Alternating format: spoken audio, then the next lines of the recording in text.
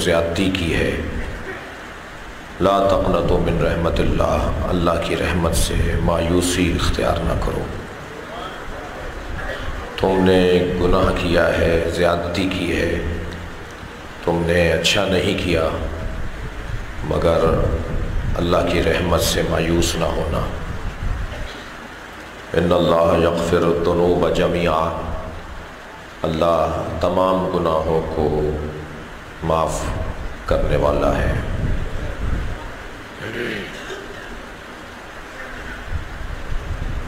بعض دوستوں کا کہنا یہ ہے کہ، بلکہ میں جملہ بہتر کروں، بعض علماء کا کہنا یہ ہے کہ اللہ گناہ نے صغیرہ کو معاف کر دیتا ہے، گناہ نے کبیرہ کو معاف نہیں کرتا۔ خرافہ کا کہنا یہ ہے کہ ایسا نہیں ہے، اللہ گناہ نے صغیرہ بھی معاف کر سکتا ہے، اللہ گناہ نے کبیرہ بھی معاف کر سکتا ہے۔ بعض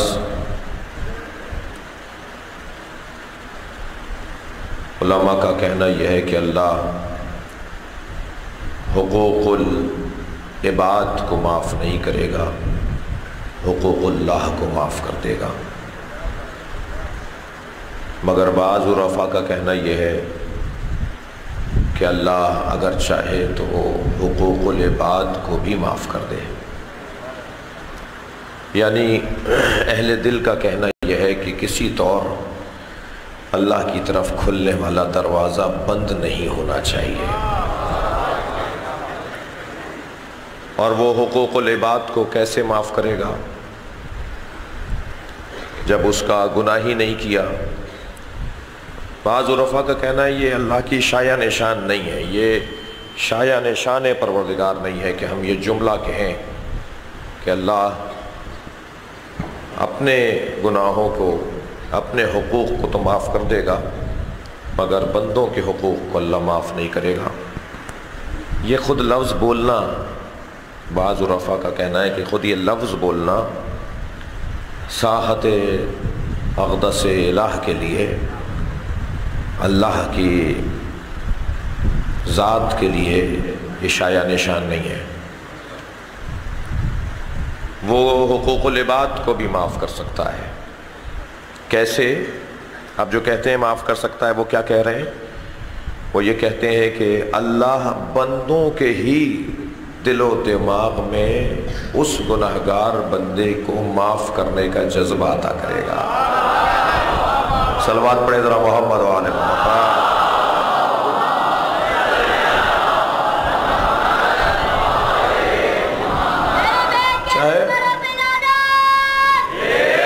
وہ چاہے تو آنکھ صاف کر دے اس کو، شرط یہ ہے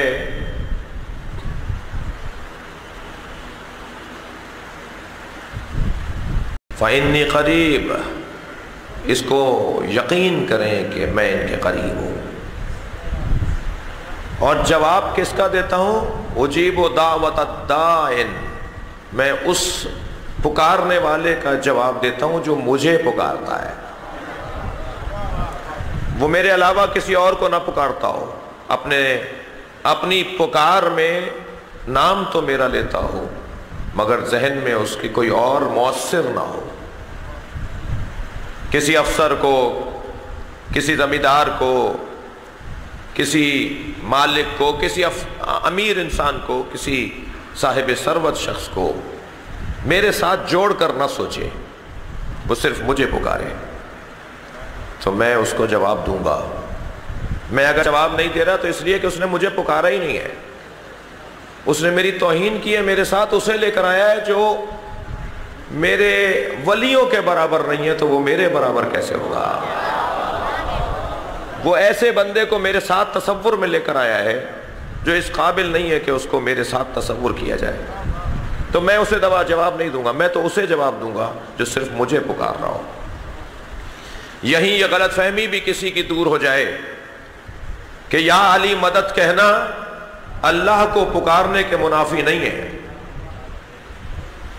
جناب زہرا سے مدد مانگنا، امام حسین سے مدد مانگنا جناب عباس کو پکارنا یہ اللہ کو پکارنے کے منافی نہیں ہے. دقت فرمائیں گے. میں نے ایک مجلس میں کہا تھا ہمارا کوئی کام اللہ کے بغیر نہیں ہے. ہم کسی کتاب کو مقدس مانتے ہیں تو وہ کتاب اللہ ہے. ہم کسی گھر کی طرف رخ کرتے ہیں تو وہ بیت اللہ ہے. ہم کسی کو رسول مانتے ہیں تو وہ رسول اللہ ہے. ہم کسی علی کو اگر اللہ کا ولی مانتے ہیں تو ولی اللہ ہے. ہمارا کوئی کام بھی اللہ کے بغیر نہیں ہے. ہمارا کوئی عقیدہ بھی عقیدہ توحید سے ہٹ کر نہیں ہے. ہم امام حسین کو اس لیے مانتے ہیں کہ اللہ سب سے اچھا حسین نے سمجھایا ہے. غور کر رہے ہیں؟ لقن صاحب فرماتے ہیں اللہ کے وجود پہ لاکھوں دلیلیں ہیں مگر سب سے بڑی دلیل وجود پروردگار پر عصر عاشور حسین کا اطمینان ہے. وہ اطمینان قلب حسینی اس نے ثابت کیا ہے کہ اللہ ہے. میں نے بہت سارے لوگوں کو دیکھا ہے وہ کہتے ہیں ہمیں اللہ سمجھ میں نہیں آتا, ہمیں حسین سے اللہ سمجھ میں آتا ہے. اس لیے کہ حسین کہہ رہے ہیں کہ اللہ ہے. سب سے بڑا جو استدلال ہے اللہ کے وجود پر, دقت چاہوں گا بھائی, حضرت عیسیٰ نے بھی اللہ کا بندہ ہونا اعلان کیا تھا. انی عبداللہ وآتانی الکتاب جعلنی نبیا, میں اللہ کا بندہ ہوں. کب کہا تھا؟ جب ماں کی گود میں تھے. کتنی دیر کے تھے؟ ابھی چند لمحے پہلے بظاہر دنیا میں تشریف فرما ہوئے ہیں. حضرت مریم کو کہہ دیا گیا تھا خبردار مریم یہ بغیر باپ کے دنیا میں آ رہا ہے, تم پر تہمت لگے گی, تم پر الزام لگے گا بغیر باپ کے بچہ دنیا میں کیسے آ گیا, بغیر شوہر کے بچہ کیسے آ گیا. تو تمہیں بولنا نہیں ہے, جواب نہیں دینا, تم خاموش رہو گی, تمہیں کوئی جواب نہیں دینا. جس نے یہ بچہ بغیر باپ کے بھیجا ہے وہی اہتمام کرے گا تمہاری عفت کا, تمہاری عصمت کے تحفظ کا. تو حضرت مریم کو تو خاموش رہنے کا حکم تھا, لیکن جب بار بار کہہ رہے تھے ماں کان ابو کے وا امو کے, تمہاری ماں بھی ایسی نہیں تھی, تمہارا باپ بھی ایسا نہیں تھا مریم, یہ بچہ بغیر باپ کے کیسے آ گیا, کہاں سے لے آئی اس بچے کو. ان کے کردار کے اوپر جب شک کرنے لگے, ایک نے کہا, دوسرے نے کہا, تیسرے نے کہا, چوتھے نے کہا, تو یہاں چپ رہنے کا تو اللہ نے حکم دیا تھا, اشارہ کرنے سے نہیں روکا تھا. تو حضرت مریم نے اپنے بچے کی طرف اشارہ کیا, بچے کی طرف اشارہ کیا. تو قرآن کہتا ہے کہ انہوں نے کہا کیفا نکلمو, یہ ہم سے کیسے بات کرے گا, من کان فی المہد صبیا, جو ابھی گہوارے کا بچہ ہے. تو جیسے ہی انہوں نے کہا یہ ہم سے کیسے بولے گا, یہ تو ابھی گہوارے کا بچہ ہے, تو کم سے کم یہ بات بھی تاریخ قرآنی کے اندر آ گئی کہ جو انہیں اپنے بچوں کی طرح سمجھتے ہیں. صلوات پڑھے ذرا محمد و آل محمد.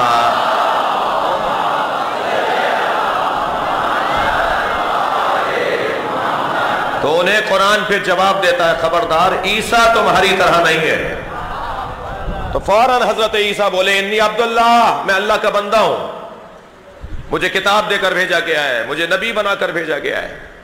دقت چاہوں گا عزیزان گرامی, یہاں حضرت عیسیٰ نے ماں کی گود میں کہا تھا کہ میں اللہ کا بندہ ہوں, ماں کی گود میں کہا تھا. ان کا اس عمر میں اللہ کا بندہ کہنا بہرحال عظمت ضرور ہے مگر بندگی کی راہ میں قربانی نہیں ہے. اس لیے کہ حضرت عیسیٰ کو نبی ماننے کے لیے سب تیار ہو گئے, ان کی نبوت ثابت ہو گئی. قربانی بندگی کی راہ میں تو ان کی ہے کہ جو عیسیٰ علیہ السلام, حضرت ابراہیم علیہ السلام, حضرت موسیٰ علیہ السلام کے زمانے میں جن چیزوں کو اللہ مانا جاتا تھا, بھئی حضرت ابراہیم کے زمانے میں سورج کو اللہ مانا جاتا تھا, حضرت ابراہیم کے زمانے میں چاند کو اللہ مانا جاتا تھا, حضرت ابراہیم کے زمانے میں ستارے کو اللہ مانا جاتا تھا, پتھروں کی پوجا حضرت عیسیٰ کے زمانے میں بھی ہوتی تھی. حضرت ابراہیم, حضرت عیسیٰ اور حضرت موسیٰ کے زمانے میں جنہیں اللہ مانا جاتا تھا, ہمارے نبی کے زمانے میں ہمارے نبی کا یہ کہنا, مولا علی کا یہ کہنا کہ میں اللہ کا بندہ ہوں, اس لیے بندگی کی راہ میں قربانی ہے کہ جتنی چیزیں بھی اللہ مانی جا رہی تھیں, اللہ مانی جاتی تھیں, وہ سب ان کے دروازے پر آ رہی تھی. ستارہ ڈہوڑی پر اتر کے بتا رہا تھا, چاند دو ٹکڑے ہو کر بتا رہا تھا, سورج پلٹ کر بتا رہا تھا جسے کل تک تم اللہ مانتے تھے وہ علی کے دروازے پر اترتا ہے. لہذا اب علی کا کہنا کہ میں اللہ کا بندہ ہوں یہ بندگی کی راہ میں قربانی ہے.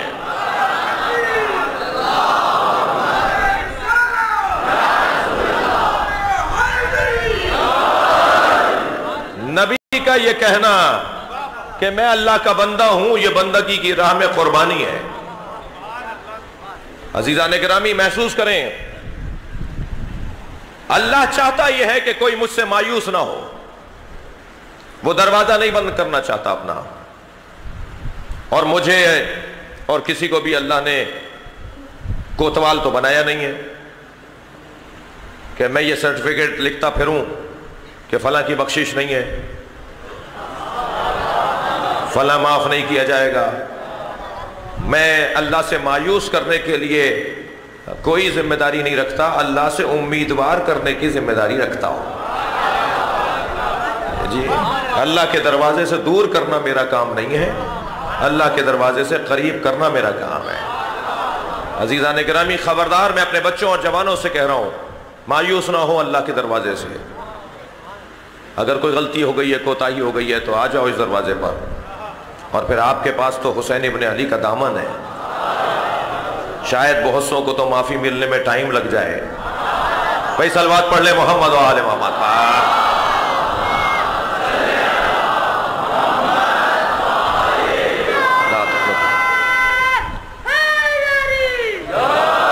لا تقنطوا من رحمت اللہ, اللہ کی رحمت سے مایوسی اختیار نہ کرو. اللہ سارے گناہوں کو معاف کر سکتا ہے.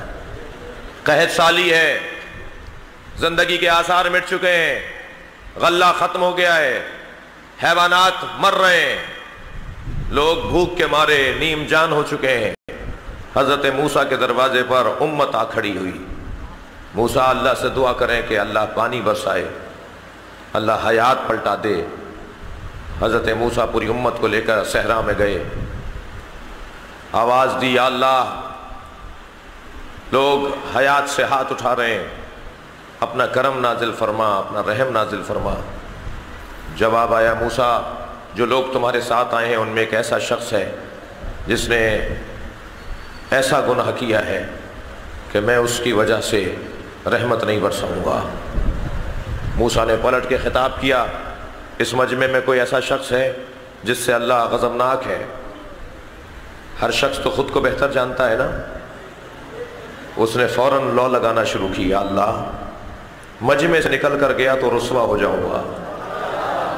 لوگ کہیں گے کیا کیا تھا کہ جو اللہ نے اس کو غضبناک اللہ ہوا اس کے اوپر. یا اللہ معاف کر دے, آئندہ نہیں کروں گا. فوراً آواز آئی موسیٰ دعا مانگو, ہم دعا قبول کرنے کو تیار ہیں. حضرت موسیٰ نے دعا مانگی, لوگوں نے الہی آمین کہا, بارش برسی, حیات پلٹ آئی. کچھ دن کے بعد جب حضرت موسیٰ دوبارہ کوہ طور پر گئے تو سوال کیا یا اللہ وہ کون تھا؟ فرمایا موسیٰ جب گناہگار تھا اس وقت نام نہیں بتایا,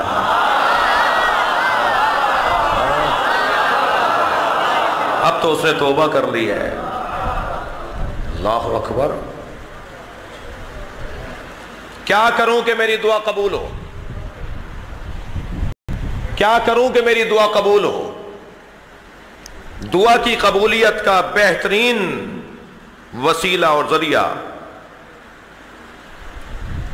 میں نے وہ بات چھوڑ دی کہ یا اللہ مدد کہنا اور اللہ سے مدد مانگنا اور اللہ سے دعا مانگنا اور مولا علی سے دعا مانگنا یہ تضاد نہیں ہے. مگر ہرگز یہ بھی میں نہیں کہہ رہا کہ اللہ اور علی ایک ہے, معاذ اللہ. ہم پہلے کئی دفعہ اس بات کو کئی جگہوں پر یہ بات کر چکے ہیں کہ ہم جب اللہ, رسول اللہ اور مولا علی کی بات کرتے ہیں تو برابر برابر میں رکھ کر بات نہیں کرتے. فلسفے میں ایک اصطلاح استعمال ہوتی ہے عرض, اور ایک اصطلاح استعمال ہوتی ہے طول. برابر برابر رکھیں گے تو یہ عرض کہلائے گا, اوپر نیچے رکھیں گے تو یہ طول کہلائے گا. میں یا اللہ مدد جب کہتا ہوں تو اللہ ہی سے مدد مانگتا ہوں, اور رسول اللہ سے مانگتا ہوں تو اس کے طول میں ہے. مولا علی سے مدد مانگتا ہوں تو ان کے طول میں ہے. اللہ اور علی برابر برابر نہیں ہے. جو برابر برابر مانے وہ مشرک کہلاتا ہے, وہ شیعہ نہیں کہلاتا. شیعہ وہ کہلاتا ہے جو یہ یقین رکھتا ہو کہ اللہ نے علی کو دیا ہے۔ بھائی بہت موٹی اور روشن ایک مثال کے ذریعے سے بات روشن کروں۔ جناب انصر رضوی صاحب تشریف فرمائے، میں ان سے کہوں انصر بھائی مجھے 1 لاکھ روپے کی ضرورت ہے جی، مثال کے علاوہ اور کچھ نہیں ہے۔ انصر بھائی فرمانے لگے انصر بھائی کہ مولانا اللہ سے مانگیے۔ میں نے کہا انصر بھائی کل اللہ سے مانگا تھا، آج آپ سے مانگ رہے ہیں۔ یہ مانگنا مشرکانہ انداز دعا ہے، کبھی اللہ سے اور کبھی کسی اور سے، یہ انداز دعا ہے مگر مشرکانہ ہے۔ میں ایک دفعہ ان کی خدمت میں گیا، انہوں نے کہا اللہ سے مانگیے۔ میں نے کہا نہیں ابا معاذ اللہ، اللہ سے نہیں مانگوں گا، اللہ نہیں دیتا معاذ اللہ، میں اللہ سے نہیں مانگوں گا، میں تو آپ سے مانگوں گا۔ یہ مانگنا، یہ انداز دعا کافرانہ ہے۔ اللہ کا انکار کر کے کسی سے مانگنا کفر ہے، اللہ سے اور کبھی کسی اور سے یہ شرک ہے۔ لیکن ایک اور تصویر بھی تو ہے۔ میں نے انصر صاحب سے پیسے مانگے، انہوں نے کہا جی اللہ سے مانگیے۔ میں نے کہا میں اللہ ہی سے مانگ رہا ہوں۔ کہا آپ تو ہم سے مانگ رہے ہیں۔ ہم نے کہا آپ کو دیا کس نے؟ جب میں مولا علی سے مدد مانگتا ہوں تو مجھے یقین ہے کہ اللہ نے علی کو عطا کیا ہے۔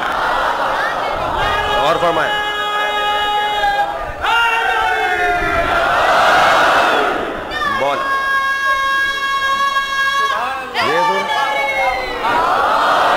مولا علی سے مدد مانگنا مجھے یقین ہے کہ اللہ نے علی کو عطا کیا ہے۔ بھائی دقت فرمائیں گے، قرآن مجید سورہ مبارکہ بقرہ کا پہلا صفحہ، الف لام میم ذالک الکتاب لا ریب فیہ ھدی للمتقین الذین یؤمنون بالغیب ویقیمون الصلاۃ ومما رزقناہم ینفقون۔ صاحبان تقوی کی صفات اللہ بیان کر رہا ہے۔ متقی کون ہے؟ جو غیب پر ایمان رکھتے ہو، جو نماز کو قائم کرتے ہو، جو زکوٰۃ دیتے ہو، اور جنہیں ہم عطا کرتے ہیں اور وہ بانٹ دیتے ہو۔ یعنی متقی اسے کہتے ہیں کہ جنہیں اللہ دیتا ہے اور وہ بانٹ دیتے ہیں۔ متقی کی صفت ہی ہے کہ اللہ دیتا ہے اور وہ بانٹ دیتے ہیں۔ تو عام متقی تو اللہ سے لے کر بانٹے، جو امام المتقین ہو۔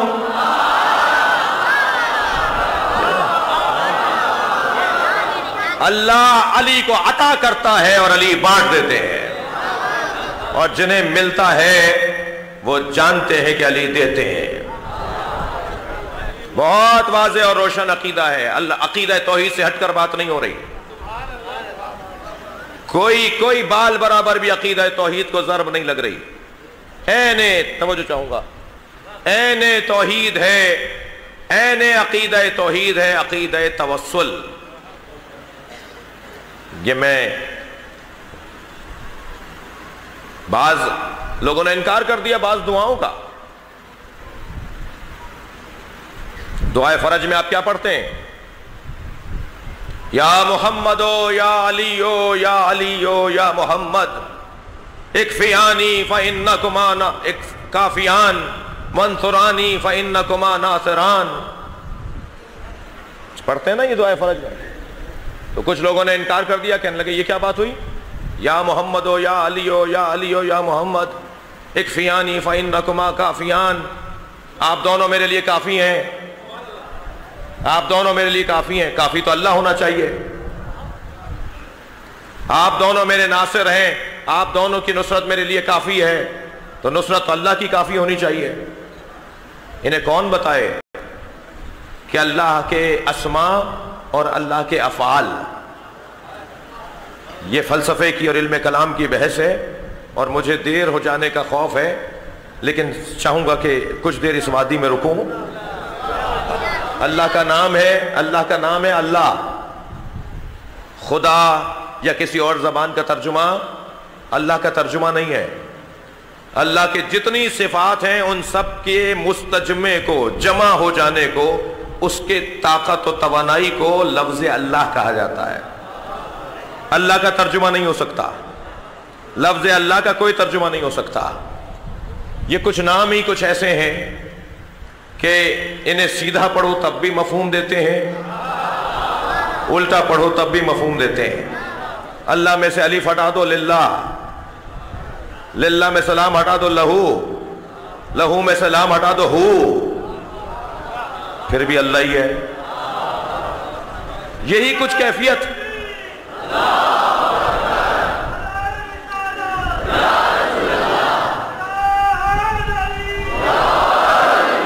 یہی کچھ کیفیت لفظ محمد میں ہے، یہی کچھ کیفیت اس میں محمد میں ہے۔ محمد کا میم ہٹا دیں، حمد کا ہا ہٹا دیں، مد، مد کا میم ہٹا دیں، دال، تمام حروف کا معنی وہی ہے جو محمد کے معنی ہے۔ یہ کچھ نام ایسے ہیں۔ اچھا، آپ نے کبھی نہیں سنا ہوگا حسین محمد، ابراہیم محمد، محمد ابراہیم، محمد حسین تو ہوگا بھائی، محمد موسیٰ تو ہوگا، موسیٰ محمد کا بھی نام نہیں سنا ہوگا، کوئی نام نہیں رکھتا موسیٰ محمد، عیسیٰ محمد، سب نام رکھتے ہیں محمد عیسیٰ، محمد موسیٰ، محمد حسین۔ یہ علی اور محمد میں اتنا پیار ہے، یا علی محمد ہوتا ہے یا محمد علی ہوتا ہے۔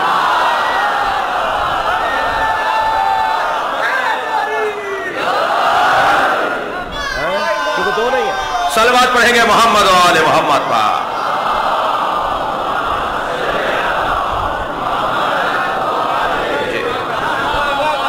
اب اللہ کا نام تو اللہ ہے، مگر اس کے کچھ نام ہیں جو اسماء ذات کہلاتے ہیں۔ دقت چاہوں گا جوانوں سے خاص طور پر، کچھ اس کے نام ہیں جو اسماء ذات کہلاتے ہیں، کچھ اس کے نام ہیں جو اسماء افعال کہلاتے ہیں۔ اسماء ذات کون کون سے نام ہیں؟ اچھا، جو سبحان اللہ نہیں بولتا وہ گردن ضرور ہلائے تاکہ مجھے لگے کہ میری بات منتقل ہو گئی ہے۔ جب میں فلسفہ اور منطق پڑھوں گا نا تو مجھے زیادہ آپ کے تھوڑا بہت گردن ہلانے کی خواہش ہوگی۔ ہم ایک جگہ مجلس پڑھ رہے تھے، ایک صاحب بڑی ٹک ٹکی باندھ کے ہمیں دیکھ رہے تھے۔ ہم نے کہا صاحب سارے مجمع میں ان سے زیادہ سمجھداری کوئی نہیں ہے۔ تھوڑی دیر میں برابر والے کی کوہنی لگی تو وہ گر گئے۔ ہم نے بعد میں پوچھا ماجرا کیا ہے، کہنے لگے یہ آنکھیں کھول کے سو جاتے ہیں۔ تو برائے مہربانی جب فلسفے، صلوات پڑھنے ذرا محمد و آل محمد۔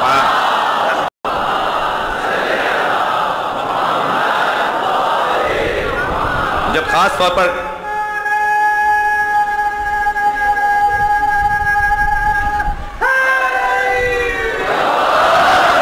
جب کلاس والی گفتگو ہو نا، وہ مدرسے والی گفتگو، تو اس وقت زیادہ آپ کی دقت مجھے چاہیے ہوگی۔ اسماء ذات، معاف کیجئے گا یہ ممبر کا مزاح تھا جو کسی حد تک جائز ہے۔ اسماء ذات، شاباش، شکریہ۔ اسماء ذات اور اسماء صفات۔ اللہ کے اسماء ذات کون کون سے ہیں؟ اس کا عالم ہونا، یہ اسم ذات ہے۔ اس کا حی ہونا، یہ اسم ذات ہے۔ اس کا قادر ہونا، یہ اسم ذات ہے۔ لیکن اس کا کافی ہونا، اس کا ناصر ہونا، اس کا رازق ہونا، اس کا خالق ہونا، یہ اسماء افعال ہیں۔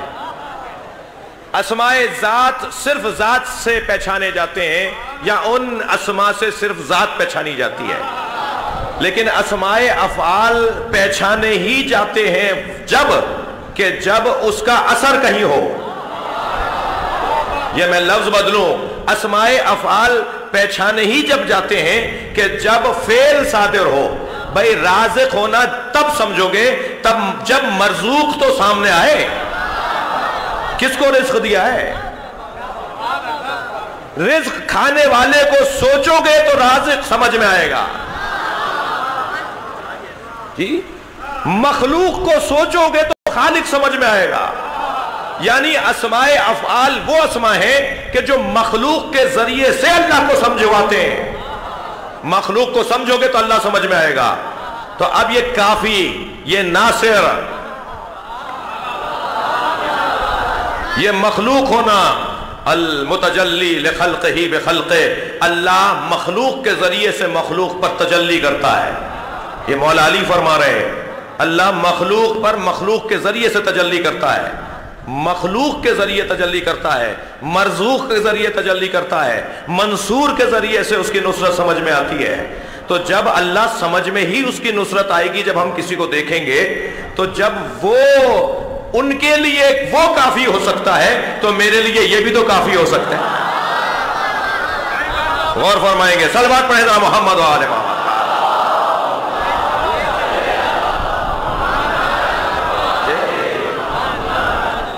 جب ان کے لیے وہ ناصر ہو سکتا ہے تو میرے لیے یہ ناصر ہو سکتے ہیں۔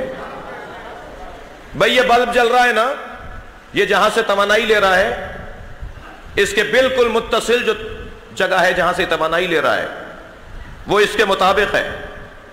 تھوڑا اور پیچھے جائیں گے تو پیچھے والی توانائی 10 بلبوں کو جلا رہی ہے، اور پیچھے جائیں گے تو وہ پیچھے والی توانائی 50 بلب جلا رہی ہے، اور پیچھے جائیں گے تو شاید پورا محلہ جلا رہی ہے، اور پیچھے جائیں گے تو پورے شہر کو نور آ رہا ہے اس توانائی کے ذریعے. جتنے آپ مرکز میں چلے جائیں گے اتنا ہی توانائی اور طاقت بڑھتی چلی جائے گی. اب جو خلق اول پروردگار ہے جسے محمد اور علی کہا جاتا ہے، صلوات پڑھے ذرا محمد و آل محمد.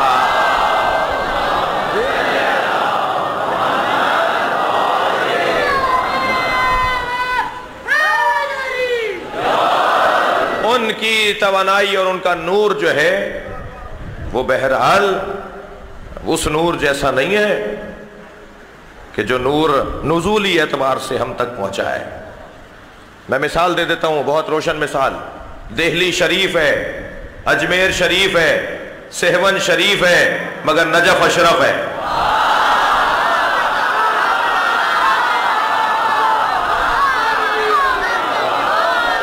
بہت فرق ہے، بہت فرق ہے. جیسے جیسے نور اصل خالق انوار سے متصل ہوتا چلا جائے گا، ایسے ایسے اس کی توانائی میں اضافہ ہوتا چلا جائے گا. اور بہت روشن عقیدہ ہے، بہت واضح عقیدہ ہے کہ ہم مدد مانگتے ہیں ان سے اس عقیدے کے ساتھ کہ اللہ نے انہیں عطا کیا ہے یہ، اور اللہ عطا کرتا ہے تو یہ بانٹ دیتے ہیں. یہ کچھ اپنے پاس نہیں رکھتے، یہ کچھ اپنے پاس نہیں رکھتے. اچھا، یہ عقیدہ ان کی زندگی میں تو ٹھیک تھا مولانا، اب تو وہ نجف اشرف میں مزار اقدس کے اندر ہے، وہ کراچی میں تو نہیں ہے کہ ہم ان سے مدد مانگیں. ان کی زندگی میں تو مدد مانگنا ٹھیک تھا. میں نے کہا جی ان کی زندگی میں ان کو جو اللہ نے طاقت دی تھی، ان کی رحلت کے بعد طاقت میں کیا کمی آ گئی؟ پہلے یہ سمجھایا جائے نا ہمیں کہ کیا کمی آ گئی ان کو، جو اللہ نے طاقت زندگی میں دی تھی اس رحلت کے بعد اب طاقت کیا کمی آ گئی؟ جی یہ میرے بدن میں جو میری روح ہے، میرا آپ کا کسی بھی شخص کا اگر کوئی مقام اور عظمت اور اکرام ہے، اس کی تکریم ہے، اس کی تعظیم ہے، تو وہ تقویٰ کی بنیاد پر ہے، اور تقویٰ کا تعلق روح سے ہے. میری اور آپ کی روح مضبوط ہوتی ہے نا، جو بدن کو مسجد لے جاتی ہے، جو بدن کو مجلس لے آتی ہے، جو بدن کو امام بارگاہ پہنچا دیتی ہے. میری روح مضبوط ہوتی ہے نا جو بدن کو جلوس میں لے جاتی ہے. میری روح مضبوط ہوتی ہے نا جو بدن کو میدان جنگ کے اندر ٹھہرائے رکھتی ہے، بھاگنے نہیں دیتی. صحیح ہے نا؟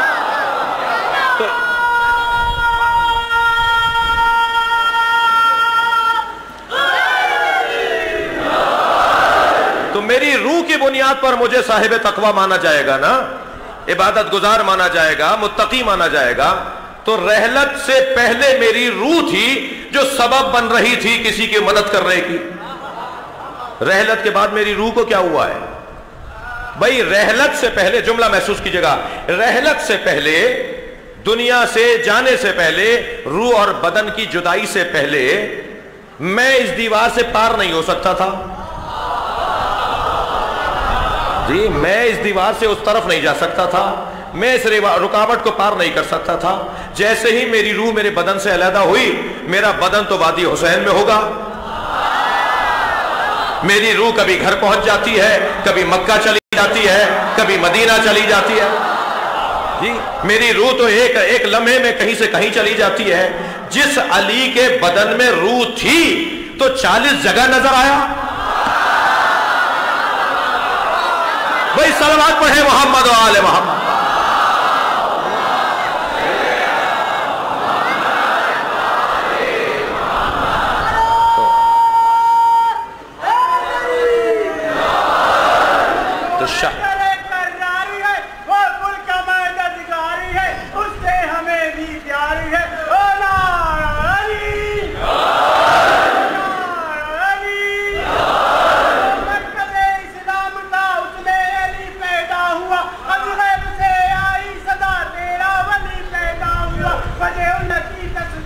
ماشاءاللہ مومنوں کا امیر ہے، شیعوں تمہارا پیر ہے.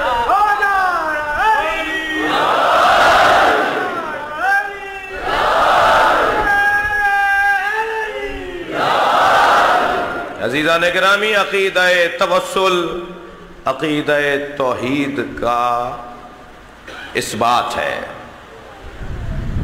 اس کو ثابت کرنے کے لیے عقیدہ توسل ہے۔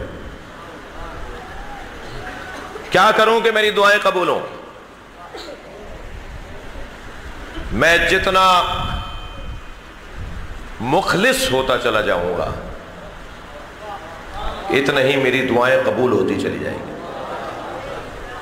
اپنے من کو صاف کرنے کی ضرورت ہے، اپنے اندر کے آدمی کو ستھرا کرنے کی ضرورت ہے، اپنے دل کے اندر گزرنے والے وسوسوں کو ختم کرنے کی ضرورت ہے، منفی سوچنا بند کر دوں،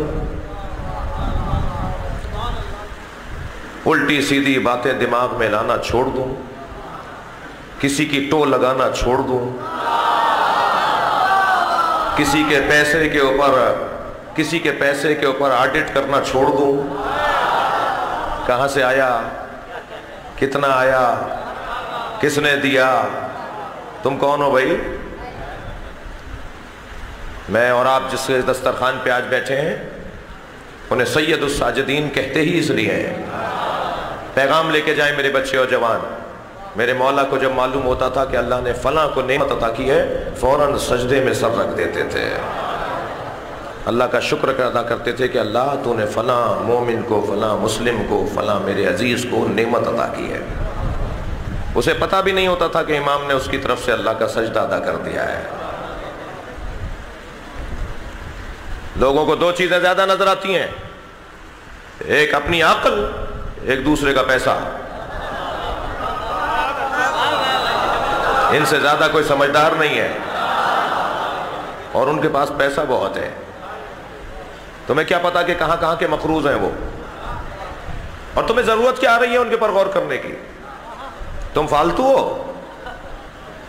اپنا من صاف کرو، طے کرو۔ آج امام سجاد کی مجلس میں بچوں اور جوانوں سے بات کر رہا ہوں، بزرگ مجھ سے خفا نہ ہو کہ میں انہیں کچھ سمجھا رہا ہوں۔ طے کریں آج میرے جوان، میرے بچے، میرے کم سن ساتھی، کہ ہمیں اپنا من سب سے صاف کرنا ہے۔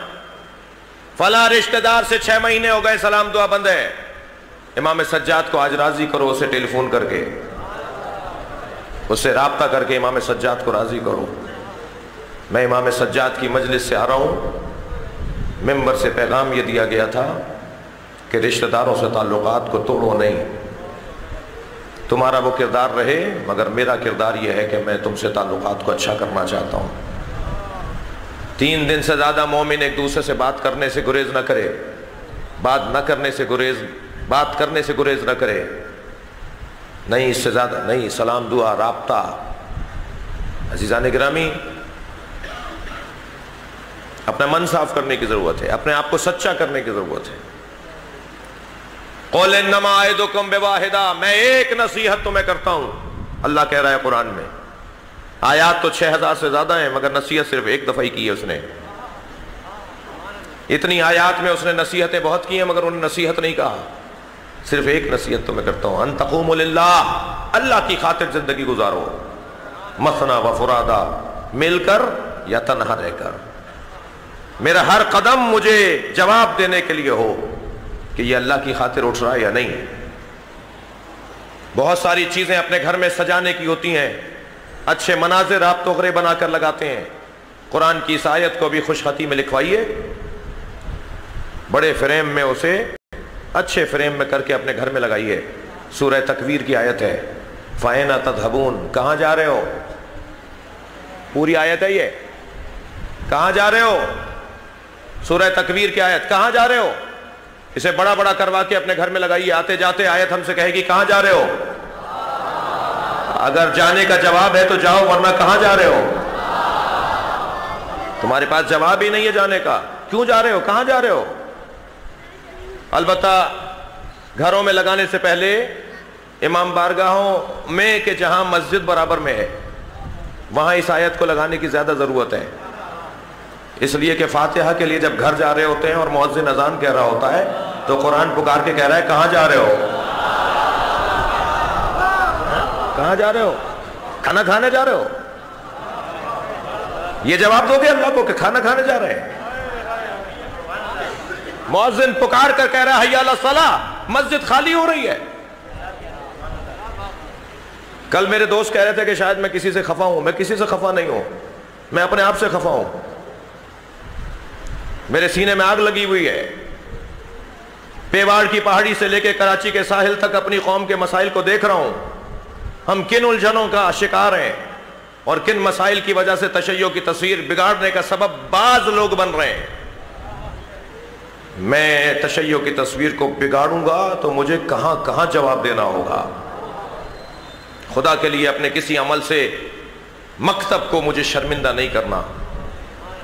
لوگ دیکھ رہے ہوتے ہیں کہ شیعوں کے مسجد سے اذان ہو رہی ہے اور یہ مسجد سے باہر نکل رہے ہیں، کہاں جا رہے ہیں جی؟ فاتحہ کی رسم میں جا رہے ہیں۔ ارے بھائی، بڑے بوڑھوں نے ہندوستانی خاندان میں یہ مشکل ہے، میں بھی اسی خاندان سے ہوں۔ شاید پہلے وہ مغرب سے پہلے فاتحہ اس لیے رکھی جاتی تھی کہ بھائی لالٹینوں کا دور تھا، چراغوں کا دور تھا، جی اندھیرا ہو جائے گا، یہ گاؤں کیسے لوٹیں گے؟ تو دن چڑھے اور دن اترنے سے پہلے فاتحہ کی رسم کر لو تاکہ لوگ اپنے گھروں کو چلے جائیں۔ یہ کوئی قرآن میں آیا ہے؟ کسی حدیث میں آیا ہے کہ مغرب سے پہلے ہی فاتحہ ہوگی؟ میں مجلس میں بیٹھی ہوئی خواتین سے کہوں گا کہ اللہ نے آپ کو مردوں سے زیادہ دین کا جذبہ عطا کیا ہے، یہ مسئلہ بھی آپ کی وجہ سے ہے۔ اگر آپ اپنے مردوں کو کہہ دینا کہ فاتحہ نماز کے بعد ہوگی تو مردوں میں جرأت نہیں ہے۔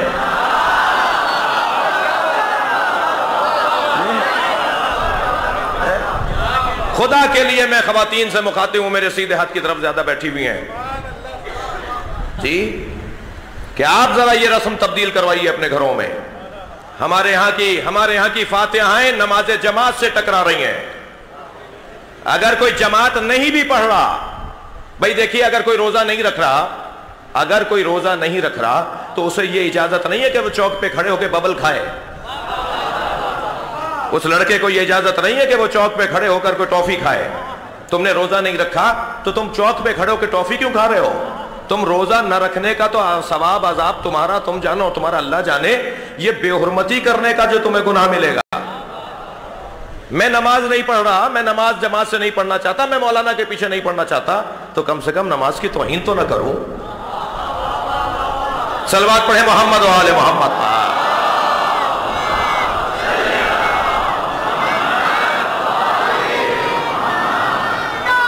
خلوص، خالصانہ انداز سے مجھے اپنے دل کو صاف کرنا ہے، اپنے من کو صاف کرنا ہے۔ چھوڑ دیں لوگوں کی باتیں، کیسے چلتے ہیں یہ، کیسے چل رہے ہیں، کیسے ہنس رہے ہیں، تبصرے، باتیں، فضولیات، گناہ علیحدہ، غیبت علیحدہ، تہمت علیحدہ، وقت کا زیان علیحدہ، ثواب ایک رکعت کا بھی نہیں، اور گناہ جو ہے وہ مسلسل اپنے آپ کو سچا کرنے کی ضرورت ہے۔ جتنا میں سچا ہوتا چلا جاؤں گا اتنی میری دعائیں قبول ہوتی چلی جائیں گی۔ حضرت آیت اللہ حسن زادہ عاملی کے گھر کے پڑوس سے چھت سے ایک بچہ گر کے مر گیا۔ اس کا جنازہ اسلایا گیا، کفنایا گیا، دفنانے کے لیے اٹھا لیا گیا۔ گھر سے میت نکلی تو ماں روتے روتے بے ہوش ہو گئی۔ ضعیف العمر ہمارے مجتہد ہیں، شاید میری اپنے اندازے میں 100 سال کی عمر قریباً ہوگی ان کی۔ اپنے نوکر سے کہا، اپنے خادم سے کہا، مجھے لے چلو ذرا جنازے کے قریب۔ جب بتایا گیا کہ ماں بے ہوش ہو گئی ہے، لے گئے جنازے کے قریب، بچے کی پیشانی پہ ہاتھ رکھا، کفنایا وہ بچہ، گھنٹوں پہلے مرا وہ بچہ، اس کی پیشانی پہ ہاتھ رکھ کے سورہ شفا پڑھی، الحمدللہ رب العالمین، سورہ الحمد پڑھی۔ جیسے ہی سورہ الحمد مکمل ہوئی بچہ اٹھ کے بیٹھ گیا۔ کہنے لگے اس کو کپڑے تبدیل کرواؤ، اس کا کفن اتارو، اسے کپڑے پہناؤ۔ 1 مہینے تک ملاقات ممنوع کر دی، وہ ملاقات ممنوع کر دی، درس چھٹی کر دیا اپنا۔ 1 مہینے بعد جب ان سے ملنے کے لیے ان کے شاگرد گئے اور پہلا درس ہوا تو ان کے شاگرد ہمارے علم کلام کے استاد رہے ہیں مدرسہ خاتم الانبیاء کے اندر، خاتم النبیین کے اندر قم میں۔ وہ ہمیں بتا رہے تھے کہ ہم جب پہلی دفعہ گئے، یعنی 1 مہینے کی چھٹی کے بعد، تو ہم سب کے ذہن میں تھا کہ استاد سے پوچھیں گے، استاد آپ نے مردہ زندہ کر دیا؟ تو کہنے لگے اس سے پہلے کہ تم مجھ سے یہ سوال کرو میں تمہیں جواب دے دیتا ہوں، اور آئندہ اس پہ زیادہ نہیں سوچنا، درس پڑھو بس، اور کوئی اور بات نہیں سوچو۔ اور جواب یہ ہے کہ ساری زندگی میں نے اللہ کو ہاں کہا، ایک دفعہ اللہ نے بھی ہاں بول دیا۔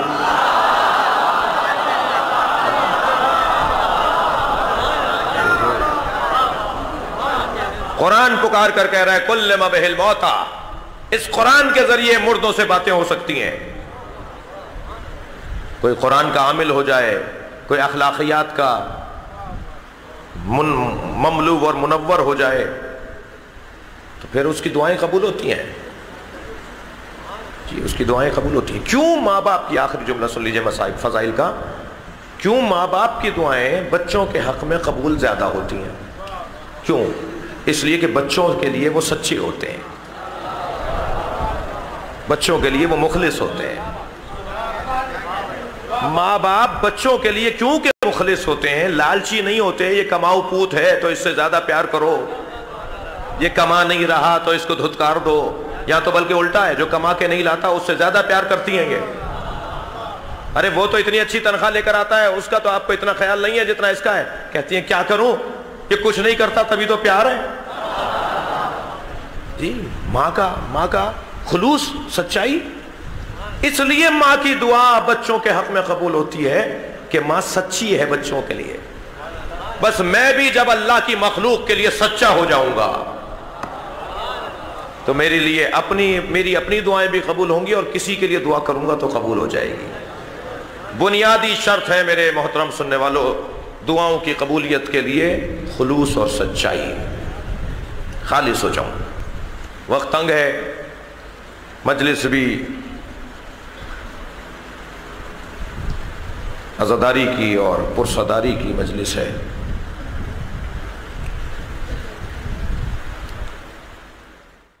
قافلہ کربلا سے چل چکا ہے، یہ قافلہ کوفہ سے گزر چکا ہے، گزر کر شام کی طرف جا رہا ہے۔ پہلی سفر کو پہنچے گا شام۔ سب سے لمبا رستہ بھی یہی ہے، کربلا سے کوفہ کا رستہ تقریباً 3 دنوں میں سر ہوا ہے،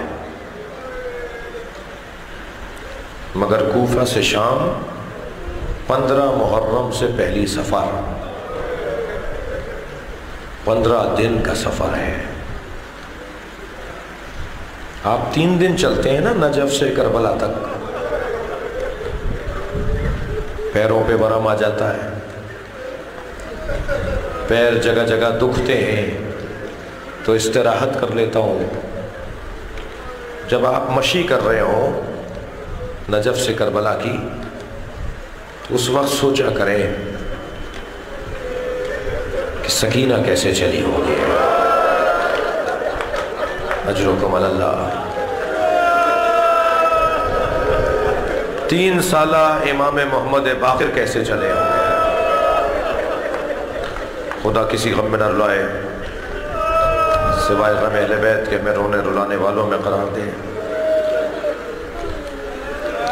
عزادارو، آج کی مجلس مخصوص مجلس ہے،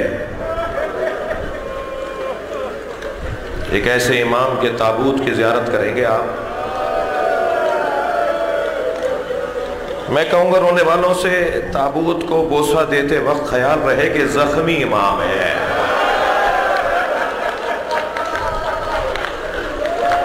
اجرکم علی اللہ، اجرکم علی اللہ۔ یہ قافلہ کوفہ سے بھی گزرا ہے اور یہ قافلہ شام تک بھی پہنچا ہے۔ شام اور کوفہ میں فرق ہے، کوفے میں چھتوں سے صدقے کی کھجوریں پھینکی جا رہی تھیں، مگر سنیں گے شام میں چھتوں سے کیا پھینکا جا رہا تھا۔ اجرکم علی اللہ۔ جسے رونا آ رہا ہے وہ تکلف کر کے نہ روئے۔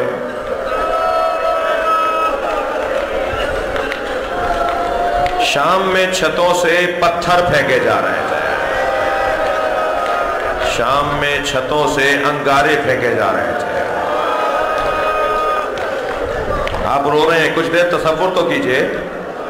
شام میں چھتوں سے انگارے پھینکے جا رہے تھے اور زینب کے ہاتھ بندھے ہوئے تھے, بیویوں کے بازو بندھے ہوئے تھے. اجرکم اللہ, اجرکم اللہ. ابن عتیبہ نامی ایک راوی کہتا ہے کہ میں شام اپنے ذاتی غرض سے گیا تھا, ایک سرائے میں ٹھہرا ہوا تھا, ایک مسافر خانے میں ٹھہرا ہوا تھا, کہ میں نے سو رہا تھا کہ میں نے شادیانوں کے بجنے کی آوازیں سنی, رقص اور طرب کی آوازیں سنی. تو میں نے برابر میں ٹھہرے ہوئے ایک اور مسافر سے پوچھا کہ آج مسلمانوں کی عید کا دن تو نہیں ہے, یہ مسلمان آج رقص کیوں کر رہے ہیں, یہ آج شادیانے کیوں بجائے جا رہے ہیں؟ اجرکم اللہ. تو اس نے مجھے بتایا کہ کربلا میں ایک باغی نے خروج کیا تھا, اسے قتل کر دیا گیا ہے, اس کے بچوں کو, اس کے خانوادے کو اسیر بنا کر لائے ہیں, اور یہ جو ڈھول بجائے جا رہے ہیں, یہ جو شادیانے بجائے جا رہے ہیں, یہ اس جنگ کے جیتنے کی خوشی میں منائے جا رہے ہیں. ابن عتیبہ کہتا ہے کہ مجھے کچھ تشویش ہوئی, میں سوچنے لگا کہ آخر وہ کون ہے کہ جس نے بغاوت کی تھی اور اس کے ہارنے پر اور ان کے جیتنے پہ اتنی خوشی منائی جا رہی ہے.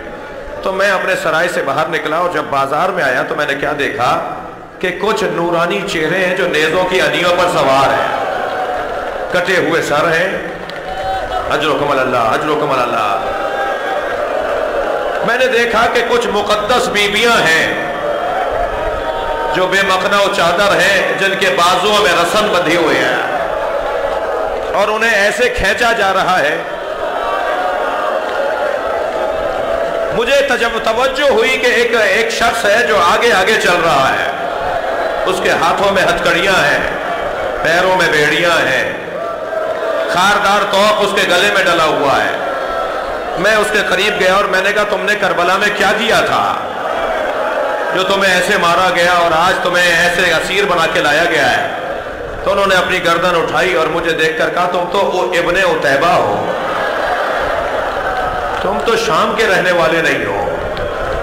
میرے ہاتھ پیر کانپنے لگے, یہ کون ہے جو میرے نام سے مجھے جانتا ہے؟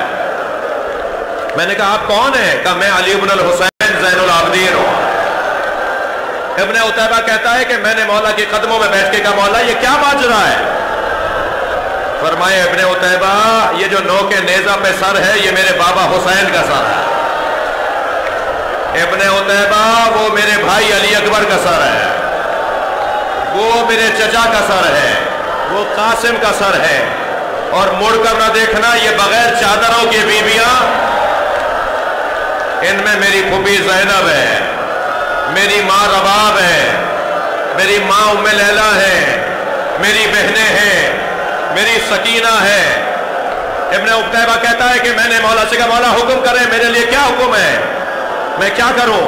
اللہ کسی امیر ترین فرد کو یہ دن نہ دکھائے کہ وہ کسی سے کوئی چیز سوال کرے. میرے مولا نے فرمایا بتا تیری جیب میں پیسے کتنے ہیں؟ عجیب روایت ہے, بتا تیری جیب میں پیسے کتنے ہیں؟ کہ مولا 2000 درہم ہے. مولا نے فرمایا جاؤ کچھ چادریں خرید کر لے آؤ. اجرکم اللہ, اجرکم اللہ. ابن عتیبہ جاؤ کچھ چادریں خرید کر لے آؤ. ابن عتیبہ کہتا ہے میں نے 1000 درہم سے چادریں خریدی. مولا نے فرمایا بیویوں کو جا کے دے دو. میں نے بیویوں کو چادریں دی, ہر ایک بیوی کے سر پہ چادر آ گئی. عجب نہیں کچھ لمحے کے لیے بیویوں نے ایک سکون کا سانس لیا ہو کہ ایک مرتبہ کچھ نیزہ بردار ظالم آئے. اللہ اکبر, تصور کیجئے بیان نہیں ہو سکتا. پھر ایک مرتبہ نوحہ بلند ہوا, واہ حجابہ واہ حجابہ. ابن عتیبہ امام سجاد کی خدمت میں آ کے کہتا ہے مولا بتائیے کوئی اور حکم میرے لیے فرمائے. میرے مولا نے فرمایا ابن عتیبہ یہ تمہارے پاس جو رقم بچی ہے, یہ جو نیزوں کو اٹھائے ہوئے ظالم ہیں ان سے کہو کہ سروں کو آگے لے جاؤ, اور اگر کوئی انعام مانگے تو اسے انعام دے دینا. کہا مولا اس سے کیا ہوگا؟ فرمانے لگے لوگ سروں کا تماشا دیکھنے آگے چلے جائیں گے. یہ جو بھیڑ ہے جس میں میری بہنیں چل رہی ہیں. اللہ اکبر. عزاداروں آپ اپنے گھر کی ماں بہنوں سے کہتے ہیں نا فلاں بازار میں نہ جانا وہاں رش بہت ہوتا ہے، فلاں مارکیٹ میں نہ جانا وہاں کھوے سے کھوا چلتا ہے. سیدانیوں کا کام نہیں ہے ایسے بازاروں میں جانا. میرے مولا سجاد نے فرمایا ابن عتیبہ جب یہ سروں کو لے کے آگے چلے جائیں گے تو تماشا دیکھنے والے آگے چلے جائیں گے. میری پھوپھی کے گرد سے حلقہ تنگ ہو رہا ہے، میری ماں بہنوں کے قریب مجمع پڑ رہا ہے، انہیں دور کرو.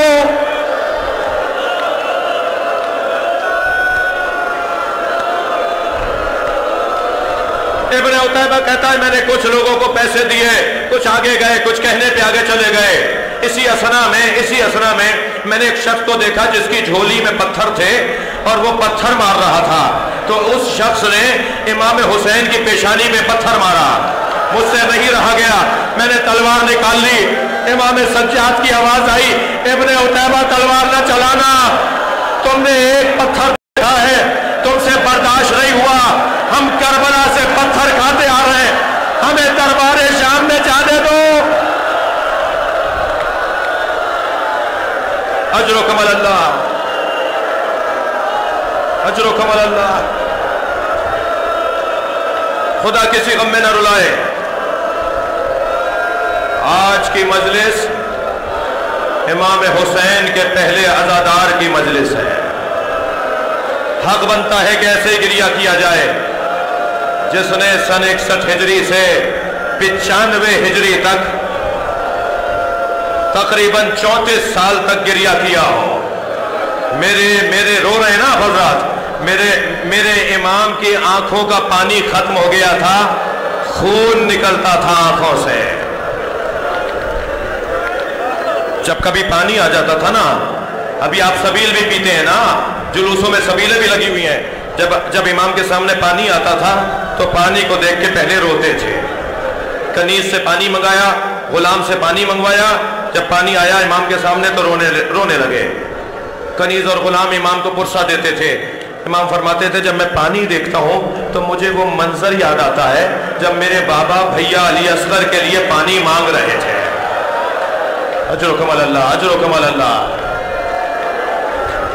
جب کبھی کھانا آ جاتا تھا تو امام سجاد کھانے کو دیکھ کے روتے تھے. فرماتے تھے وہ کملائے ہوئے چہرے مجھے یاد آ رہے ہیں. میری پھوپھی زینب سے میں نے پوچھا پھوپھی اماں آپ عالمہ غیر معلمہ ہیں، آپ بیٹھ کے نماز کیوں پڑھ رہی ہیں؟ فرمایا زین العابدین جو کھانا ہوتا ہے وہ اتنا کم ہوتا ہے کہ میں کھانا اپنے حصے کا بھی بانٹ دیتی ہوں. اب میرے لال بتاؤ کتنی دیر بغیر کھائے رہوں گی؟ اب مجھ سے کھڑا نہیں ہوا جاتا، اب مجھ سے کھڑے ہو کے نماز نہیں پڑھی جاتی. اللہ اکبر، اللہ اکبر. بازار سے گزر رہے ہیں، قصائی نے آتے ہوئے دیکھا، گوشت پہ کپڑا ڈال دیا. ایک خریدنے والے نے پوچھا تم نے گوشت چھپا کیوں دیا؟ کہنے لگے وہ دیکھو زین العابدین آ رہے ہیں، وہ یہاں کھڑے ہو کر روئیں گے.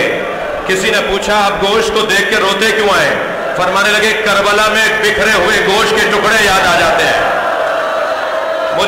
مجھے قاسم کا لاشا یاد آ جاتا ہے. اجرکم اللہ، اجرکم اللہ. ایک قصائی جانور ذبح کر رہا تھا، چند قدم آگے بڑھ کے امام نے کہا تم نے اسے پانی پلا دیا؟ کہا مولا مولا ہم مسلمان ہیں، جانور کو پانی پلا کر ذبح کرتے ہیں. جیسے ہی یہ جملہ سنا کربلا کا رخ کر کے کہا بابا مسلمان جانور کو پانی پلا کے ذبح کرتا ہے. اجرکم اللہ، اجرکم اللہ. اللہ آپ کو ہمت عطا کرے، گریے کی ہمت عطا فرمائے. تھکیں گے نہیں عزیزانو. مجھے 2 منزلیں اور آگے جانا ہے. دوسری منزل یعنی ایک منزل سے پہلے کی منزل سنیے. میرے مولا سے کسی نے پوچھا مولا سب سے زیادہ مصیبت کہاں دیکھی آپ نے؟ میرے مولا سب سے زیادہ مصیبت آپ نے کہاں دیکھی؟ تو ایک سرد آہ بھری ایک ٹھنڈی سانس لی اور فرمایا الشام، الشام، الشام. میرے مولا نے 3 مرتبہ فرمایا شام. شاید پہلی مرتبہ فرمایا، شاید پہلی مرتبہ فرمایا بازار شام. شاید پہلی مرتبہ کا مطلب بازار شام، دوسری مرتبہ کہنے کا مطلب دربار شام، تیسری مرتبہ کہنے کا مطلب زندان شام. عزادارو مجھے جلدی نہیں ہے، آپ تھکیں گے نہیں رونے سے.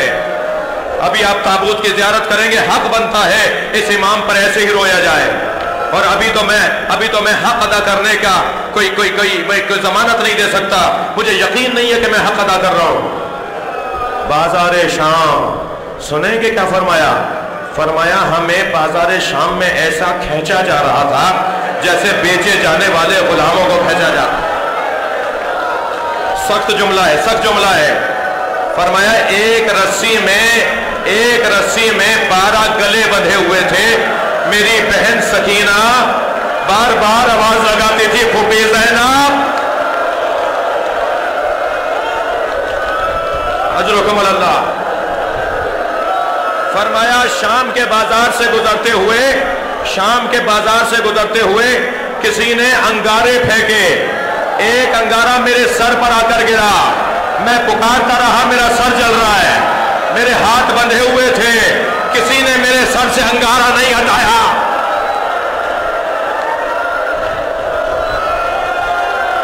اجرکم اللہ۔ فرماتے ہیں ہمیں جب دروازہ دربار پر پہنچایا گیا، جب دربار کے دروازے پر ہمیں پہنچایا گیا تو میری پھوپھی زینب نے کہا کہ میں اس دربار میں نہیں جاؤں گی، جس دربار میں شرابی بیٹھے ہوں وہاں علی کی بیٹی کھڑی رہے۔ اللہ اکبر۔ تو ایک مرتبہ جناب زینب کا جلال سامنے آیا، فرمایا اس کو خاموش ہو جاؤ، تو جو جہاں تھا وہاں رک گیا۔ جس جانور کے گلے میں گھنٹی بج رہی تھی وہ رک گئی، جس جانور کے پیر میں گھنگرو بندھا ہوا تھا وہ رک گیا، جس جانور نے پیر اٹھایا تھا وہ اٹھا رہ گیا۔ زینب نے کہا خاموش ہو جاؤ، میں اس دربار میں نہیں جاؤں گی۔ کہ ایک مرتبہ میں نے آواز دے کر کہا پھوپھی اماں آپ عالمہ غیر معلمہ ہیں، پھوپھی اماں آپ کو تو بتایا گیا تھا کہ دربار میں جانا ہوگا۔ پھوپھی اماں ذرا بابا کے سر کو دیکھیے۔ میری پھوپھی نے جب بابا کے سر کو دیکھا تو حسین کی آنکھوں سے آنسو بہ رہے تھے۔ میری بہن نے آواز دے کر کہا بھیا کس نے رلایا ہے؟ سر حسین گویا ہوا۔ زینب دربار میں چلی جاؤ، زینب دربار میں چلی جاؤ۔ فرماتے ہیں ہمیں دربار میں ایسی جگہ کھڑا کیا گیا جہاں بیچے جانے والے غلاموں کو کھڑا کیا جاتا ہے۔ فرماتے ہیں میرے مولا سجاد فرماتے ہیں کہ میں نے وہ منظر دیکھا جو میری آنکھوں سے جاتا نہیں ہے۔ ایک تشت لا کے رکھا گیا، اس کا رومال ہٹایا گیا، میرے بابا حسین کا سر تھا، یزید کے ہاتھ میں چھڑی تھی، میرے بابا کے لبوں پہ لگاتا تھا۔ وہ منظر مجھ سے نہیں بھولتا۔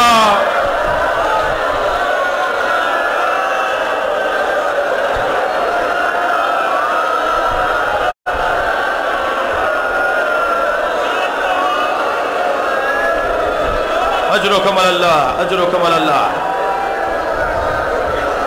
اور زین العابدین پر زندان شام کی مصیبت، بہت رو لیا، بہت گریہ کر لیا۔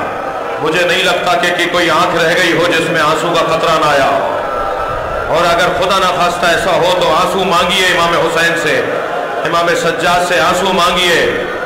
اور زندان شام جس کی چھت نہیں تھی، میرے مولا سجاد فرماتے ہیں جس کی چھت نہیں تھی، دن میں دھوپ پڑتی تھی، رات میں اوس پڑتی تھی۔ پوچھنے والے نے پوچھا مولا آپ کی عمر تو اتنی نہیں ہے، آپ پر بڑھاپا کیسا ہے، آپ کے بال سفید کیوں ہو گئے؟ فرمانے لگے وہ رات کیسی رات تھی جب میری بہن سوتے سوتے اٹھی۔ اجرکم اللہ، تھکیں گے نہیں۔ کبھی زندان کے اس کونے میں جاتی تھی، پھوپھی اماں میرے بابا آئے تھے۔ کبھی زندان کے اس کونے میں جاتی ہے، پھوپھی اماں بھی میرے بابا یہی تھے۔ کبھی دوڑ کر کسی اور کونے میں جا کے کہتی ہیں آپ نے میرے بابا کو نہیں دیکھا، وہ یہی تھے۔ اس سے کہہ رہے تھے سکینہ تمہیں لینے آیا ہوں، میں بابا کے ساتھ جا رہی ہوں، مجھے میرا بابا لینے آیا ہے۔ بچی نے ہائے بابا کہہ کے رونا شروع کیا۔ یزید کے دربار سے سر حسین بھیجا گیا کہ جاؤ اس سر کو بھیج دو، شاید یہ بچی خاموش ہو جائے۔ جب سر لا کے رکھا گیا اور سر سے رومال ہٹایا گیا امام سجاد نے فرمایا سکینہ دیکھو بابا آ گئے، بابا آ گئے، اپنے دونوں ہاتھوں سے سر اٹھایا، لبوں پر پیار کیا، بابا یہ آپ کے چہرے پہ کس کا خون ہے؟ بابا یہ آپ کا ہونٹ کس نے کاٹا؟ بابا آپ کی پیشانی میں یہ زخم کیسا ہے؟ بابا مجھے تماچے مارے، بابا میرا دامن جلا دیا، بابا میرے گوشت مارے۔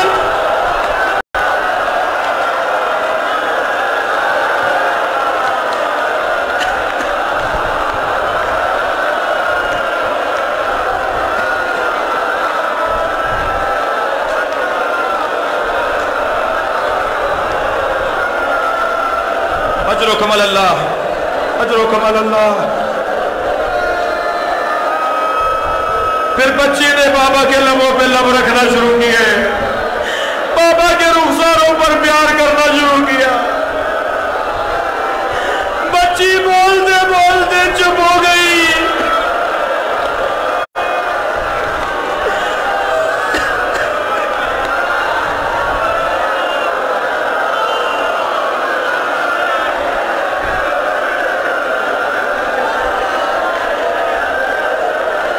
امام سجاد آگے بڑھے، اپنی بہن کے نفس پر ہاتھ رکھا، آواز دی پھوپھی اماں ذرا اماں رباب کو سنبھالو، آواز دی انا للہ،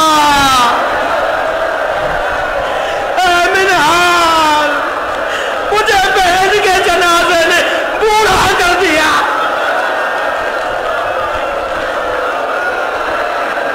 اجر و کمال اللہ، اجر و کمال اللہ،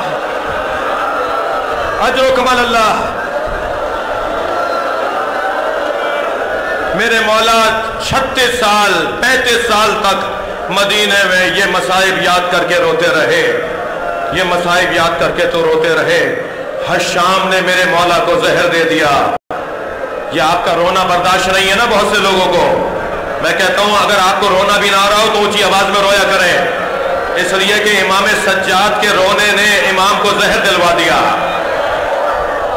ہم نہ روتے اگر زینب کو رونے دیا گیا ہوتا، ہم نہ روتے اگر سکینہ کو رونے دیا گیا ہوتا، ہم نہ روتے اگر امام سجاد کو رونے پہ زہر نہ ملا ہوتا، ہم نہ روتے اگر جناب رباب کو رونے دیا گیا ہوتا۔ میرے مولا 35 سال تک روتے رہے، اس رونے کے جرم میں میرے مولا کو زہر دے دیا گیا۔ جب زہر کا اثر ہو گیا نا عزادارو، بدن پہ اثر آنے لگا تو امام محمد باقر کو قریب بلایا، امور امامت تفویض کیے، فرمانے لگے محمد باقر مجھے اتنا بتاؤ میرے لال تم کربلا میں کتنے برس کے تھے؟ کہا بابا میں 3 سال کا تھا، مجھے بتاؤ تم نے کربلا میں کیا دیکھا؟ میں مجلس مکمل کر رہا ہوں، محمد باقر مجھے بتاؤ تم نے کربلا میں کیا دیکھا؟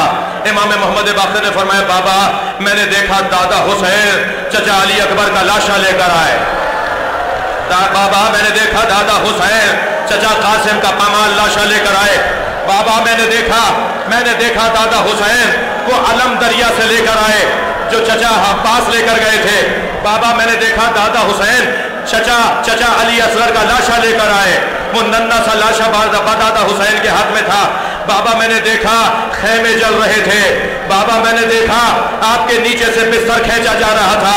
سنیں گے عزادارو کس جملے پر امام سجاد کی روح پرواز کر گئی، وہ جملہ سنیں گے آپ حضرات، میں اسی پہ مجلس کو ختم کر رہا ہوں۔ تابوت ابھی آپ زیارت کریں گے، خیال رہے یہ اس کا تابوت ہے کہ جس کے تابوت کو اٹھانے والا مدینے میں بہت بڑا مجمع تھا، یاد رہے کہ اس کے بابا کا لاشا 3 دن بے کور و کفن رہا، یہ یہی یاد کر کے روتا رہا میرا بابا کربلا میں 3 دن بے کور و کفن رہا۔